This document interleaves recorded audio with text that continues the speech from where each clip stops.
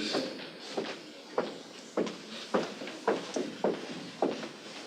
Uma boa noite a todos.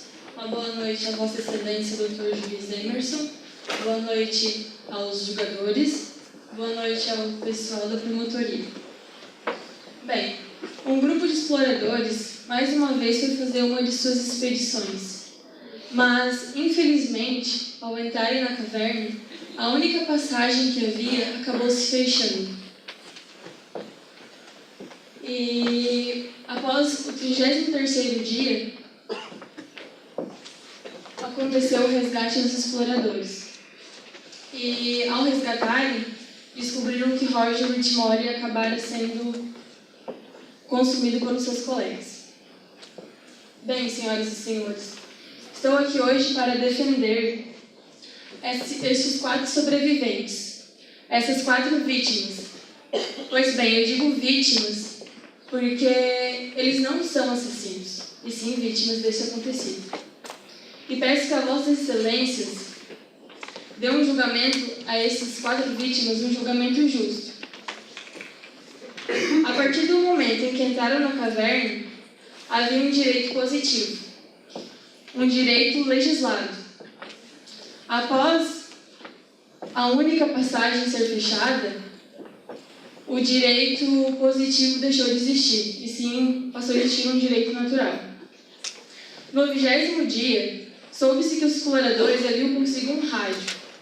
Então, Roger Whitmore usou este rádio para se comunicar com o pessoal que havia lá fora, o campo que eles haviam formado para tentar resgatar as 5 vítimas.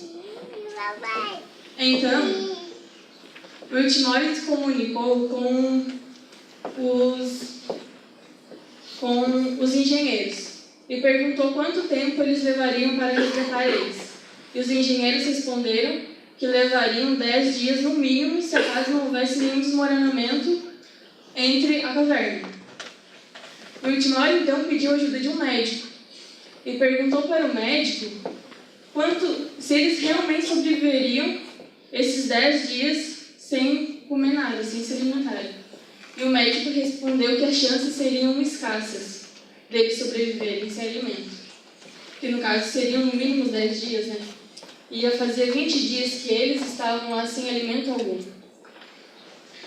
Então, Whitmore, o silêncio no rádio se cessou. Houve um silêncio de 8 horas. E nessas 8 horas, acredita-se que os 5 exploradores se reuniram e entraram num acordo. Após essas 8 horas se passarem, Whitmore retornou ao rádio e falou com o médico novamente. E o perguntou se seria possível eles sobreviverem comendo carne humana, um deles cedendo o corpo para os demais. E o médico respondeu que sim, que era possível.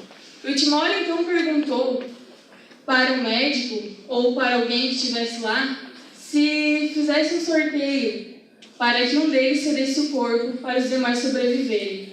Ninguém quis se intrometer no caso. Ninguém se opôs. Whitmore pediu um juiz, e o juiz também não se opôs.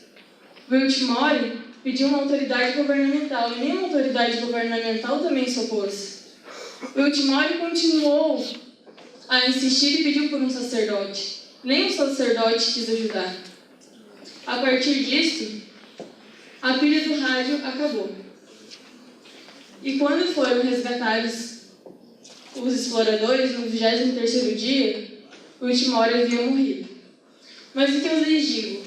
A partir do momento em que todas as autoridades governamentais deixaram de responder aos exploradores, o direito positivo parou de existir naquele exato momento. Havia apenas o direito natural com eles. Agora, como iriam esperar que alguém morresse para eles servirem da carne do outro?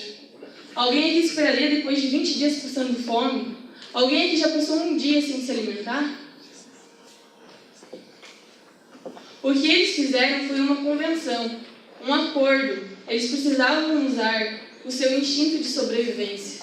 O que eles usaram naquele momento foi um instinto de sobrevivência. Eles estavam, sim, desesperados. E eu tenho 2 exemplos para lhe dizer. entre instinto de necessidade, instinto de sobrevivência. O caso da Torre Gêmeas, quando as duas foram atingidas. O prédio pegou fogo, desmoronou, e havia pessoas se atirando dos prédios, das janelas, de bem alto. Elas não estavam se atirando do prédio porque estavam se suicidando. Não, era o instinto de sobrevivência delas. Elas queriam a vida além de tudo. Outro caso que eu tenho para dizer para vocês é os jovens uruguaios do time de rugby, que sobreviveram a um acidente na Cordilheira dos Andes. O avião deles caiu no gelo. Alguns sobreviveram. E havia já ou pessoas mortas lá. Mas mesmo assim, eles tinham vinho e chocolate para se alimentarem.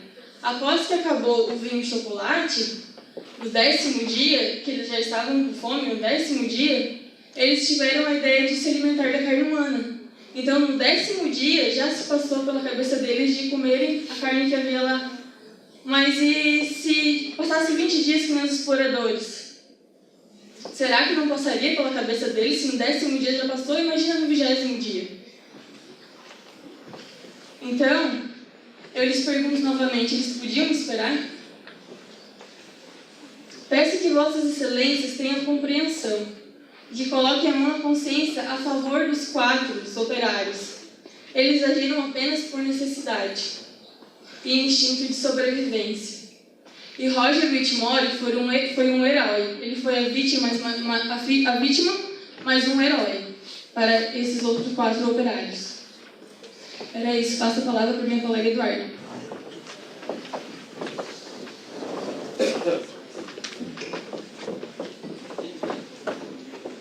Boa noite a todos e todas. Boa noite, Ministério Público. Boa noite, Dr. Emerson e aos demais jurados.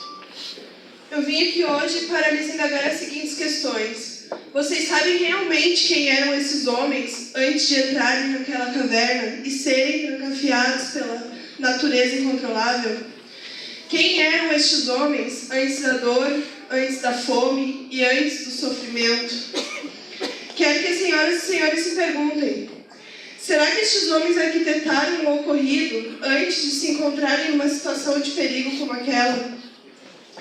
É preciso que a gente analise o estado especial que estes grandes heróis passaram no interior daquela caverna. Eles não estavam ali a lazer, não estavam ali como turistas, muito menos fazendo um piquenique com os amigos. Eles estavam ali, naquela caverna, como bem diz o nome da ciência da qual eles fazem parte: prever que sejam feitos estudos para adquirir novos conhecimentos, novas técnicas. E através desses estudos, dessas qualificações profissionais, sabemos que muitas vezes são descobertos novos medicamentos, novas qualificações, Enfim, eles estavam ali totalmente em benefício à sociedade. Eles ali arriscavam suas vidas, exercendo suas atividades laborativas. Estes homens foram submetidos a condições subhumanas. Durante o período que ficaram naquela caverna, eles tiveram suspensos os seus estados de direito, na qual o Estado impõe certas obrigações, certas condutas, e uma vez que suspensos esses estados de direito, os seus atos não podem mais ser considerados legais ou tampouco ilegais. Ali foi preciso estabelecer novas regras de conduta, de convivências, de comportamentos, e foi justamente por causa de um desses pactos que fizeram ali dentro da caverna que trouxeram esse julgamento ao tribunal hoje. Então eu pergunto mais uma vez: por acaso existe alguma lauda neste processo que desabone estes homens? Algo que diga que em algum momento de suas vidas eles cometeram um ato extremo como esse? Algo que afirmando que eles são ameaça para a sociedade? As senhoras e senhores realmente acreditam que estes homens são criminosos? Eu lhes afirmo sem dúvidas que não. Eles não são criminosos, nem ameaças para a sociedade. Eles são seres humanos, dignos de uma vida como a gente, como todos nós. Quem de nós não se desesperaria depois de saber por um médico que você tem pouquíssimo tempo de vida caso não se alimente, que o grande dilema era se alimentar ou morrer por inanição. O estado de necessidade deles era extremo. A necessidade de sobreviver era muito maior do que qualquer norma ou convenção. Entretanto, o estado de necessidade está previsto em nosso ordenamento jurídico. O Código Penal aponta tal estado como um dos excludentes de licitude. A redação do artigo 24 do Código Brasileiro nos diz: considera-se estado de necessidade o fato de salvar de perigo atual quem não provocou por sua vontade, nem podia de outro modo evitar, ou direito próprio ou alheio, cujo sacrifício nas circunstâncias não era razoável exigir-se. No caso dos réus, o valor ali era o mesmo, a vida. Encontravam-se em extremo estado de necessidade. Caso não se alimentassem, todos eles morreriam. Naquelas circunstâncias, tiveram que pesar as consequências, ou aceitavam o sacrifício de um deles, para que os demais sobrevivessem, ou todos pereciam. Não há dúvidas, nesse tribunal, que estes homens devem ser livres. Os fatos descritos nos autos expostos aqui nesse tribunal mostram que naquelas circunstâncias não havia outra escolha para que eles sobrevivessem. Pedimos às senhoras e senhores que se coloquem no lugar dos réus. Se imaginem em circunstâncias semelhantes quando forem dar o seu voto. Lembre que ao condenarem estes homens, todo o sofrimento vivenciado por eles, por suas famílias, foi em vão. Tudo que eles passaram ali dentro foi em vão.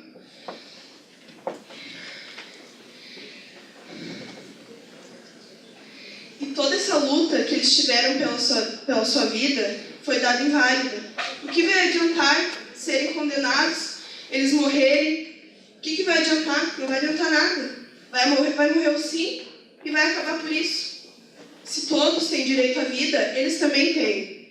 E ali foi tudo por questão de necessidade. Eles estavam, ou eles morriam, e o próprio Roger que quis jogar o dado. Depois que ele perdeu, que ele quis desistir. Entendeu? Por todas essas razões aqui apresentadas, pedimos às senhoras e senhores jurados que tenham clemência absolvendo os réus. Obrigada.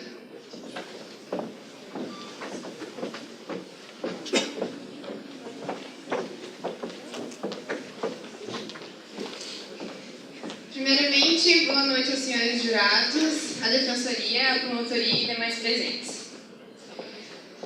Gostaria de deixar claro que a punição é para aqueles que não se adequam às leis da sociedade, as leis que teoricamente foram criadas pelo homem por nós.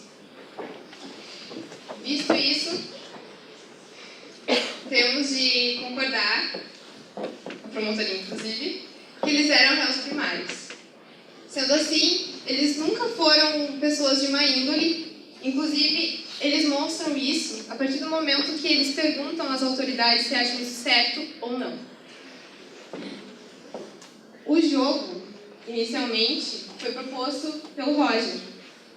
Como a colega da promotoria expôs, ele não gostaria de ser comido e morto pelos colegas, mas então ele seria capaz de comer outro e matar outro? E não aceitaria que fosse consigo? Bom, visto também que não há nenhuma prova de quem exatamente matou e como fez isso, nós temos 4 pessoas sem uma forma de assassinato e talvez uma delas não tenha participado, talvez todas tenham e não há nenhuma prova quanto a isso. Visto isso também, uso o artigo 386, inciso 7 do Código de Processo Penal. O juiz absolverá o réu mencionado a causa da parte dispositiva, desde que reconheça não existir prova suficiente para a condenação. Como a gente poderia condenar 4 pessoas se não tem certeza de que as 4 são realmente culpadas pelo que aconteceu? Isso também é conhecido como o princípio do indúbio pro réu.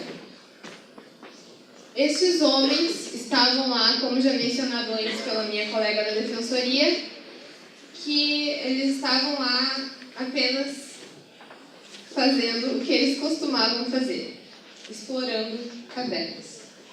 Não há como dizer que era intencional, visto que eles já haviam feito isso outras vezes e até então ninguém havia morrido.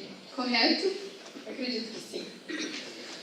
Então, esses homens apenas usaram do que eles tinham no momento. Afinal, como também foi dito antes, eles estavam em estado de necessidade. Já que, com pouco alimento, eles não sobreviveriam por muito tempo.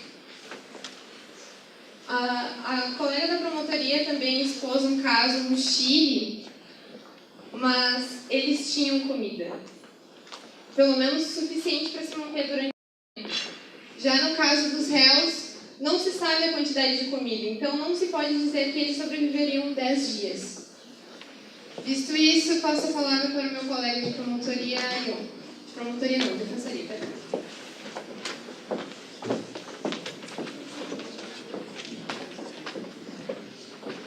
Boa noite a todos. Desculpe a minha voz, que estou por vezes falha. É que hoje eu tenho que fazer uma coisa que não me é de modo normal fazer isso, mas eu peço mais uma vez desculpas a todos, que o meu caso de necessidade é este. Eu tenho que falar mesmo não podendo. Eu tenho que expor as minhas ideias dessa forma. Gostaria que todos levassem isso em consideração, porque é difícil fazer isso. A garganta dói.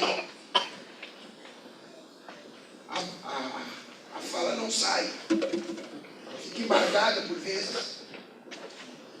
Esse é o meu estado de necessidade. E o estado de necessidade dos exploradores no dia que ocorreu o fato, era o estado que eles deveriam, queriam ou não queriam, não se sabe, fazer o que não queriam.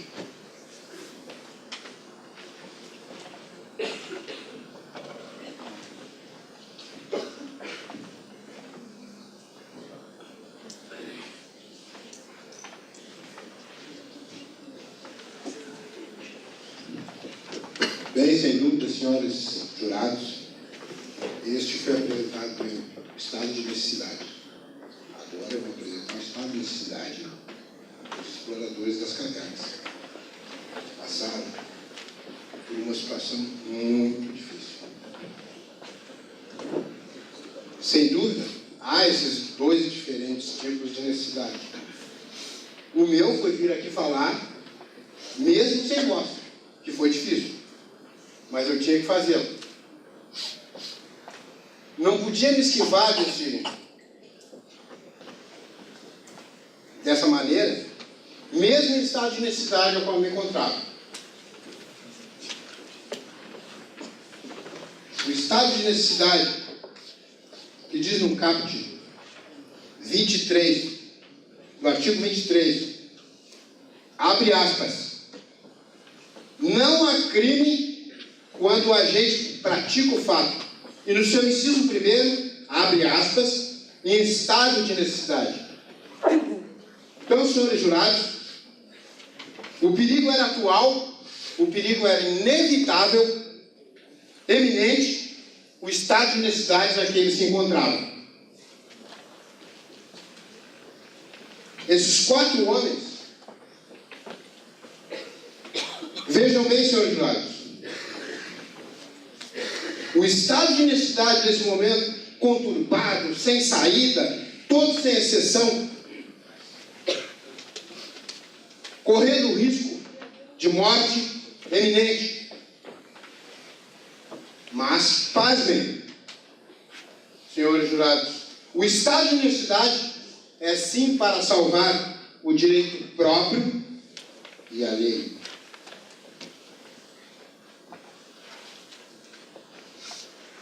Seu estado de necessidade era atual, de modo que não podia evitar e, portanto, nem era circunstância razoável para exigir-se. Ali só por eles, vividos sem interferência nenhuma de auxílio, nem de médico, nem advogado, nem engenheiros, todos se calaram.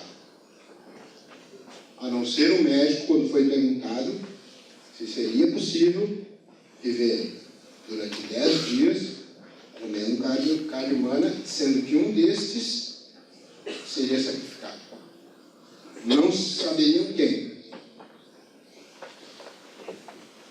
Vou repetir. O perigo era infinitamente inevitável. Caput do artigo 23, inciso 1º, abre aspas, não há crime quando a gente pratica o fato em estado de necessidade. Não há crime, senhores. Portanto, peço da norma jurídica aqui exposta a ser aplicada no artigo 23, a noção de justiça há de prevalecer de forma conclusa, senhores jurados, para que esses 4 homens não sejam condenados. Que perda enorme e irreparável teríamos se, entretanto, vossas excelências versassem sobre o total e completa absolvição desses 4 homens. É o que a defesa pede e espera de vossas excelências. A sua interpretação, sem levar em conta o desdobramento que o caso enseja.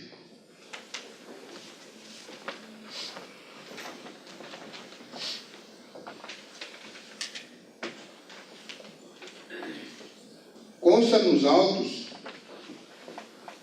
na página 18,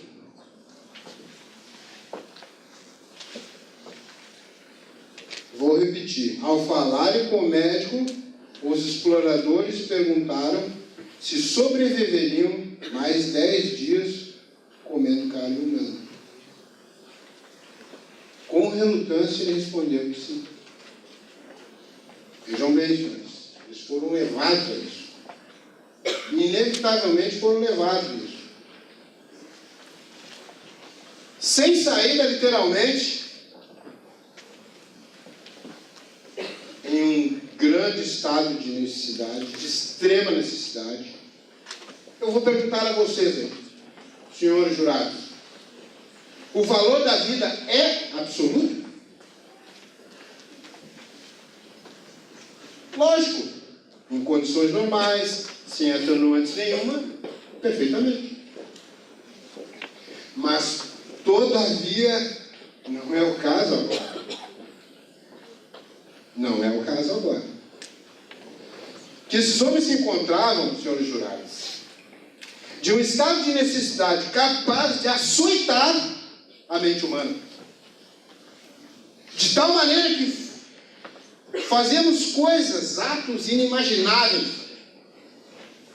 Tamanhas são as circunstâncias que a vida nos oferece. E que todos esses 4 homens se encontravam sem alternativa nenhuma, pois o tempo era o seu maior inimigo, sem chances de sobreviver nas circunstâncias que se encontravam dentro da caverna. Não foi dito se eles não tinham água,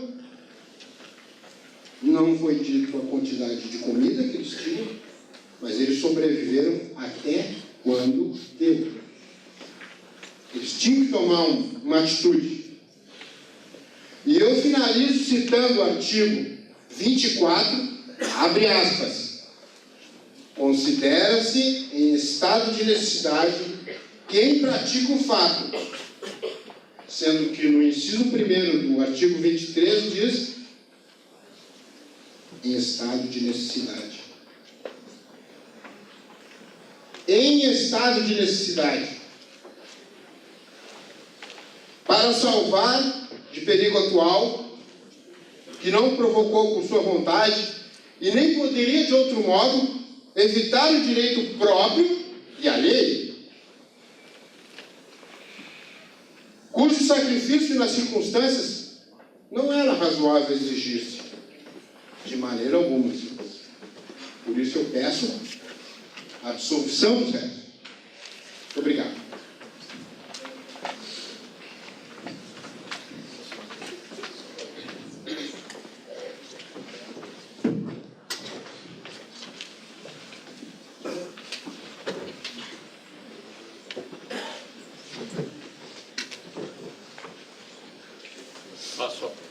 Passo a palavra à acusação para a réplica por 15 minutos.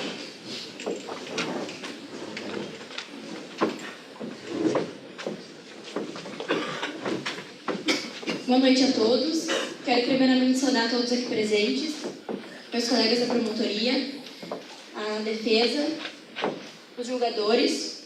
E quero dizer que é uma honra termos conosco a presença do excelentíssimo Dr. Emerson da Silveira Mota, juiz de direito.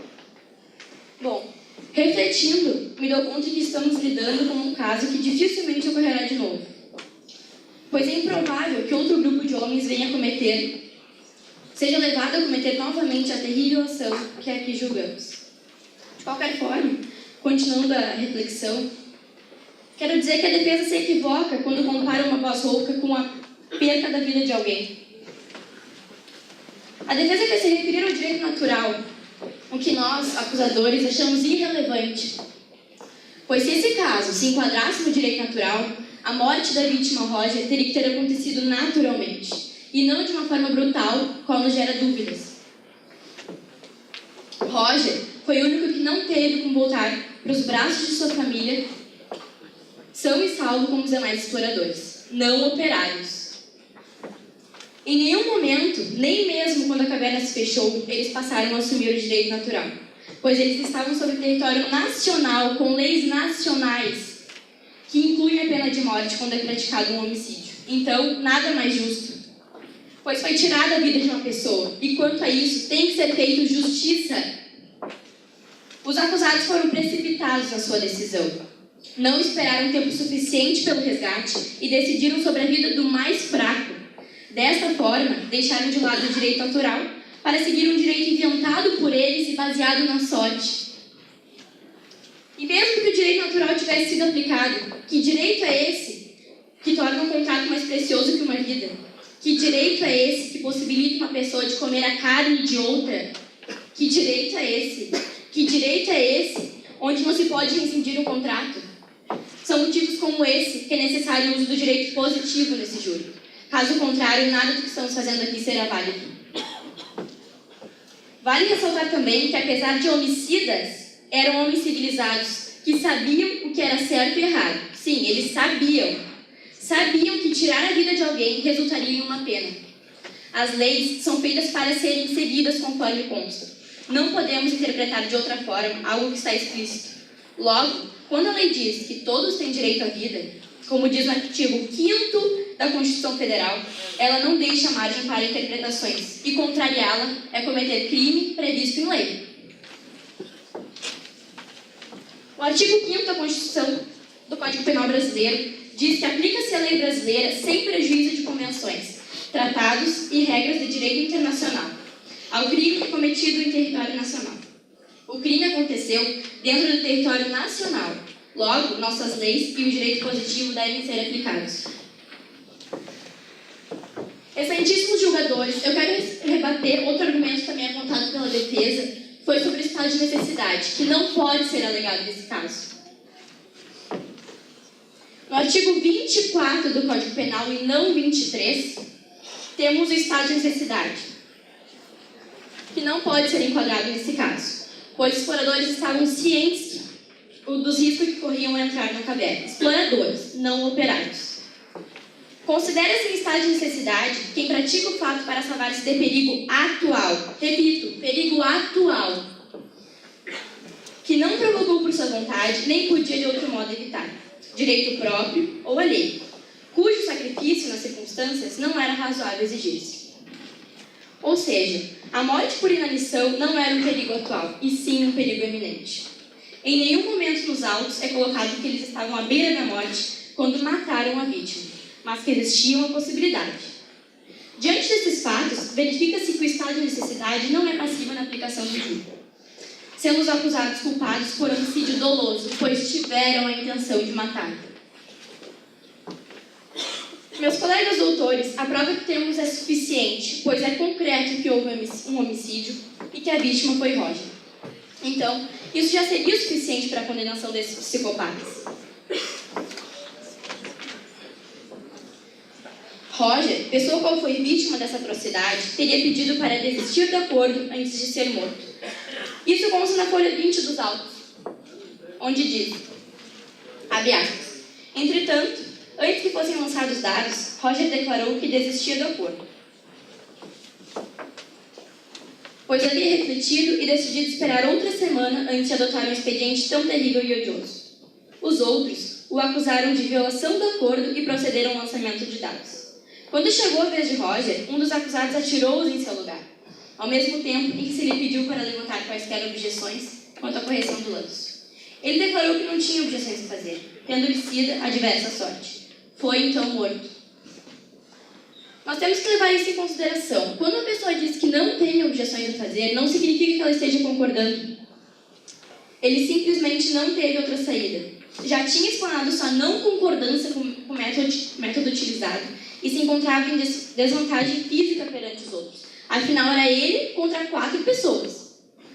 Então, nada justifica o motivo brutal pelo qual Roger foi morto. Não se pode alegar estado de necessidade. Isso está previsto no artigo 24 do Código Penal, pois os exploradores não esperaram tempo suficiente pelo resgate. O crime pode ser considerado sólido e brutal, decorrido de um suposto acordo verbal que perante a lei não se considera válido. Sendo assim, no momento em que Roger desiste do acordo, seus parceiros não poderiam ter matado. Peço, em nome do nosso grupo, em nome da pobre vítima, que aqui hoje seja feita justiça, condenando esses homens sem escrúpulos que fizeram tamanha atrocidade, tirando a vida de uma pessoa e causando um sofrimento sem tamanho à família de Roger.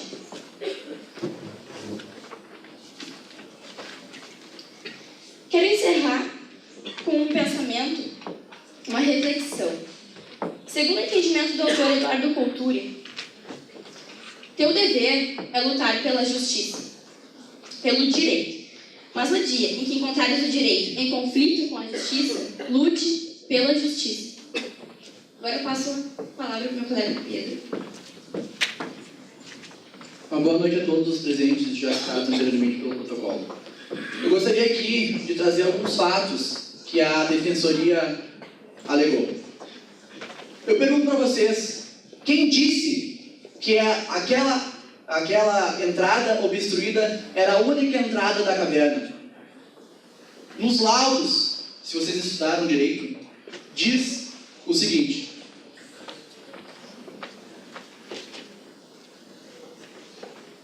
em decorrência, grandes pedras caíram de tal maneira que bloquearam completamente a única entrada conhecida da caverna.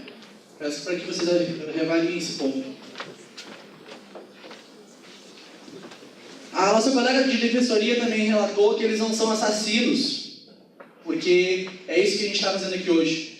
Eu gostaria de citar o dicionário português, que diz que assassino é o indivíduo que mata outra pessoa. Isso não há o que alegar, portanto, sim, são assassinos. Se eles são culpados ou não, é para isso que vocês estão aqui hoje. E ninguém declarou que eles são culpados. Também nos laudos não diz que a pilha acabou. Tá? A colega da defensoria também trouxe o exemplo das torres gêmeas, onde as pessoas se suicidaram. Mas é importante relatar que num suicídio, a única esfera jurídica que é afetada é a esfera jurídica da própria pessoa que tomou a decisão. No homicídio, a esfera jurídica afetada é de uma segunda pessoa. Não podemos comparar suicídio com homicídio. Sinceramente, para nós da acusação e para ninguém desse júri, nos interessa saber quem são as pessoas antes de entrarem na caverna. Nós estamos aqui simplesmente para julgar o fato que aconteceu. E por favor, jurados, tenham em mente na cabeça somente isso. O fato que aconteceu, é somente isso que nós estamos avaliando. A defensoria também falou que nenhuma prova, que não existe nenhuma prova que eles mataram, ou como foi essa morte. Realmente não diz como foi essa morte, mas sim existe uma confissão conforme consta na página 19 dos autos. Então sim, houve uma confissão, sim. Aqui nós não estamos discutindo se eles mataram ou não.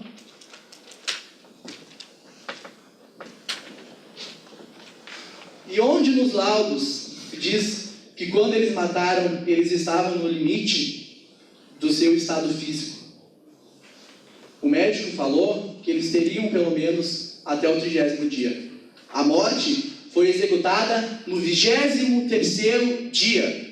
Eles poderiam ter esperado pelo menos mais uma semana, conforme Roger Edmond quis, mas que infelizmente foi obrigado a cumprir tal contrato e infelizmente foi morto. Júris, nós não podemos basear nossa informação, nosso pensamento, ouvindo somente um lado da história. Infelizmente, a vítima está morta pelos 4 réus. Essa é uma das únicas provas que existe. E é isso que nós estamos pedindo para vocês.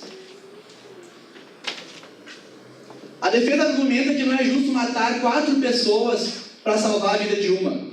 Porém, para fins deste júri simulado, nós consideramos a seguinte lei, abre aspas, aquele que voluntariamente tirar a vida de outrem será punido pela morte, fecha aspas. Interpretando essa lei, aplicando essa lei, nesse caso que está sendo avaliado, é impossível não considerar os réus culpados. Nós não estamos pedindo a morte deles, literalmente. Nós estamos pedindo para que essa lei seja cumprida. Somente isso. Porque tamanha pena para tamanho ato, para tamanho crime.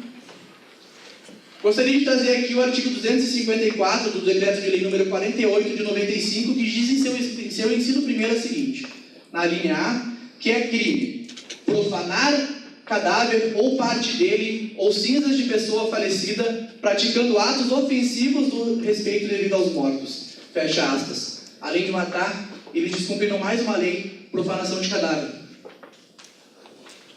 A defensoria alega bastante o estado de necessidade. Vou ler para vocês o artigo 24, tá? Do Código Penal Brasileiro, que diz o seguinte, abre aspas, considera-se em estado de necessidade quem pratica o fato para salvar de perigo atual, que não provocou por sua vontade, nem podia de outro modo evitar. Direito próprio, reticências, fecha aspas. A morte por inanição não era um perigo atual, e sim um perigo iminente para daqui a 10 dias. Eles poderiam evitar não ter entrado na caverna, eles poderiam procurar uma outra saída. Então eles poderiam, de outro modo, pelo menos uma tentativa de não entrarem em estado de necessidade. Logo, o estado de necessidade não pode ser aplicado nesse júri. Eu tenho a certeza que vocês, jogadores, têm a ciência disso. O contrato alegado pela defensoria, feito por todos, eu gostaria de trazer aqui o artigo 104 do Código Civil, inciso 1º, que diz o seguinte, a validade do negócio jurídico, o tal contrato, requer objeto lícito, possível, determinado ou indeterminável. A morte é um ato ilícito que vai contra o artigo 5º da Constituição Federal. Logo, esse contrato jurídico não é válido. Mas, caso queiram insistir, eu trago o artigo 814 do Código Civil Brasileiro, que diz o seguinte, as dívidas de jogo ou de aposta não obrigam a pagamento. Fecha aspas.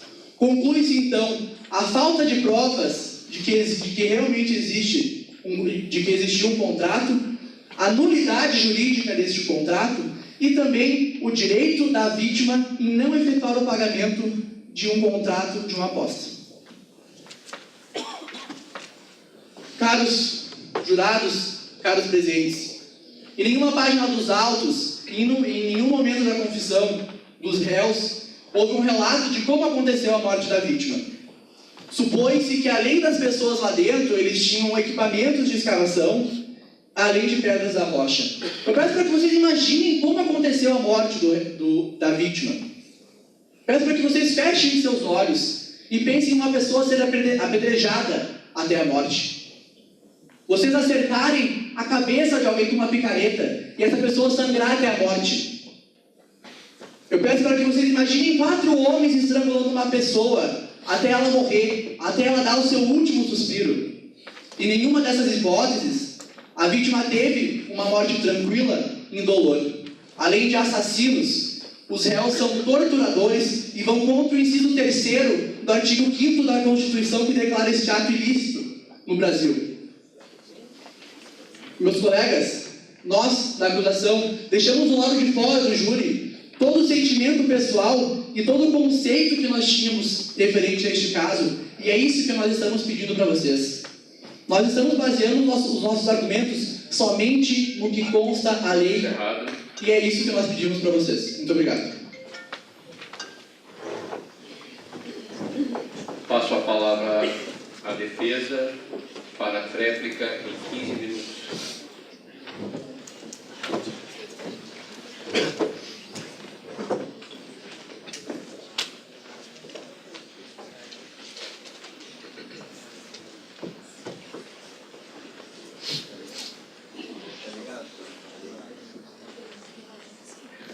O tempo será computado a partir do momento em que começar a funcionar o microfone.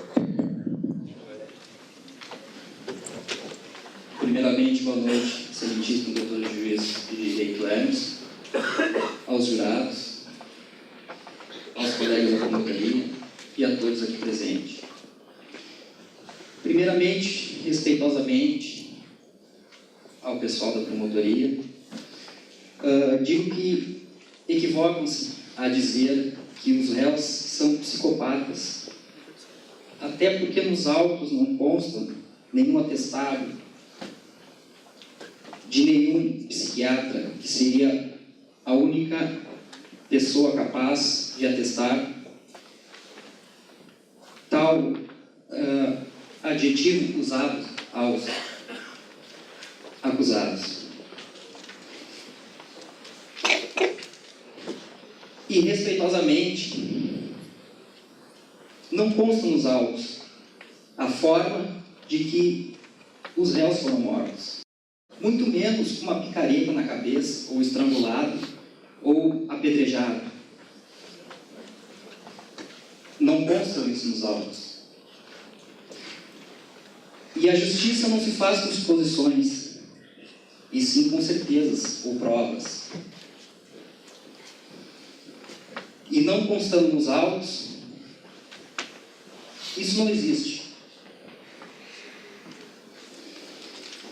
Então, esses 5 homens, esses 5 amigos, 5 companheiros, 5 colegas, com toda certeza, eles estavam nos seus limites.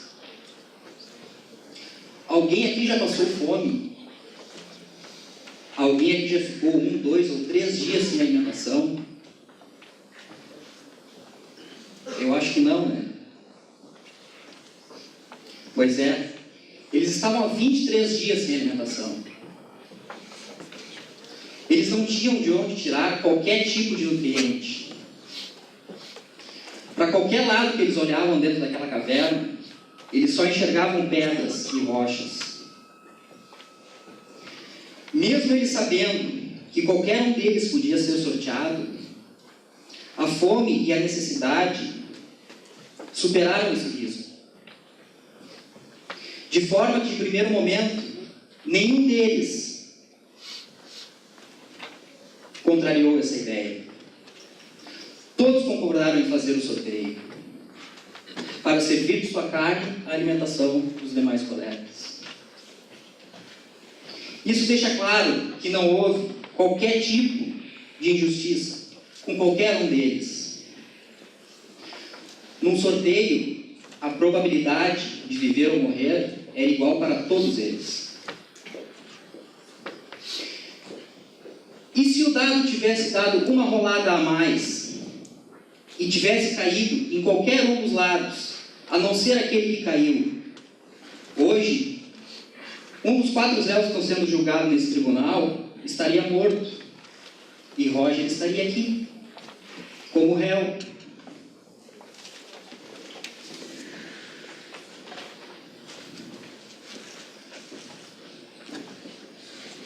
Mas Roger teve o azar.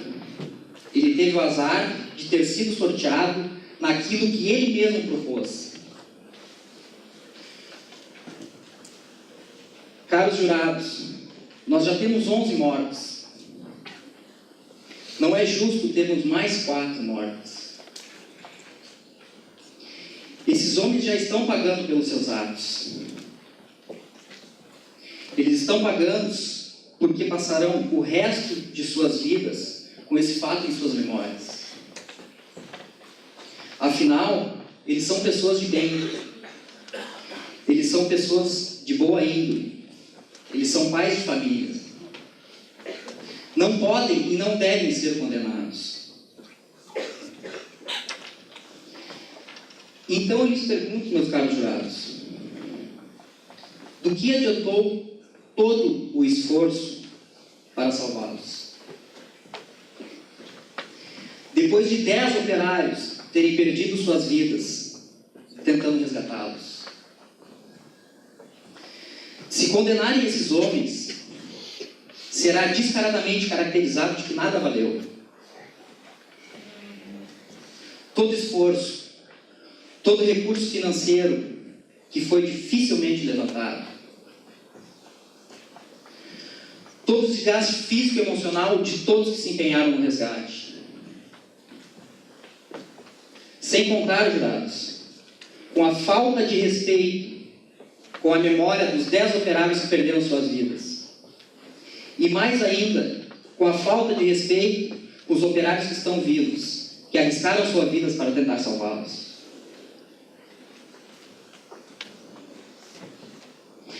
Se condenados forem, senhores jurados, de que adiantou todo esse esforço? De que adiantou todo o esforço, incluindo o esforço de Roger Wetmore? Sem mais, passo a palavra ao Dr. Alessandro. Boa noite. Quero agradecer a presença de todos. Excelência. Bom, o que temos aqui é nada mais, nada menos que não provas suficientes para condenar os 4 réus que estão. Diz nos laudos que o Edmore foi morto pelos seus companheiros, mas não diz especificamente se todos atacaram e cometeram um ato ao mesmo tempo contra a vida de Edmore. Eu vou criar uma situação aqui para que todos vocês possam saber mais ou menos como é. Vossa Excelência sabe, vocês são amigas na vida normal ou fora da vida. Você sabe que ela tem algo contra alguém, algum dono de algum estabelecimento e pretende matá-lo. Ele. Você sabe disso, mas não conta para ninguém. Enfim, vocês são amigas, não tem por que contar. Você entra nesse estabelecimento, não tem câmeras, não tem luz, não tem câmera, não tem testemunhas. Só tu e o dono. E ela entra, fecha o local, comete o ato contra a vida dos donos do estabelecimento. Chega a polícia e encontra vocês duas ali, e o corpo no chão. Isso faz de ti uma criminosa? Não faz. Tu estar no mesmo local, ao mesmo tempo, do lado da pessoa que cometeu o ato, não te faz criminoso. Entre esses 4 réus, pode ter alguém que não se mexeu enquanto os outros atacavam o Edmond. Não é justo julgar todos eles, porque talvez 1, 2 ou 3 atacaram o Edmond. Como não seria justo julgar por todos estar no mesmo local onde aconteceu outro crime. Bom, vocês tratam o Edmond como vítima, enquanto na verdade deveriam ver como um herói. Ele não é melhor do que os 4 réus que estão aqui. Ele propôs a ideia. Ele, com certeza, se outro tivesse perdido, ele estaria aqui. Ele não é melhor do que esses homens. Ele propôs a ideia, ele teve a coragem, a audácia de propor uma ideia dessa magnitude. Em todo após propor essa ideia, os homens, eles não, de primeiro momento, eles não quiseram aceitar. Eles não acharam justo, legal, moral fazer isso. Depois aceitaram, provavelmente o Edmond convenceu eles a aceitar. Depois, o Edmond voltou atrás, mas aí já tinha feito. A promotoria fala que queriam matar o Edmond, mas se realmente queriam matar, se realmente tinha outra opção, por que esperaram 23 dias para que isso acontecesse? Por que não mataram antes? Por que não saciaram a fome antes? Por que esperaram tanto tempo? E também fala sobre procurar outra saída na caverna. Bom, era uma caverna desconhecida, porque não era nem um pouco inteligente sair de onde eles estavam para procurar outra saída. Eles não conheciam o local. Eles deveriam ficar onde eles estavam e esperar pela ajuda. Isso não faria sentido sair dali, podendo piorar ainda mais a situação. Não tem por que fazer isso. Entre esses homens, pode ter alguém que não cometeu o ato contra o Edmond. Não é justo condenar todos à morte porque seus companheiros tomaram a vez contra a vida de Edmond. O Edmond não é vítima, ele é um herói. Graças a isso, tudo não foi em vão. Graças a isso, 4 famílias hoje podem ficar felizes porque receberam seus entes queridos de volta. Obrigado. Encerrou o tempo de posição da defesa.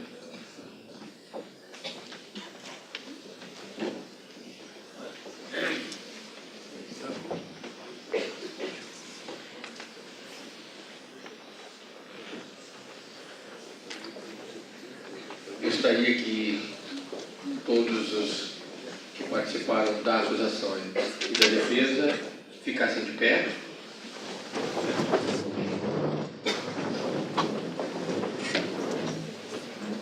Gostaria de uma salva de palmas a todos eles, é óbvio.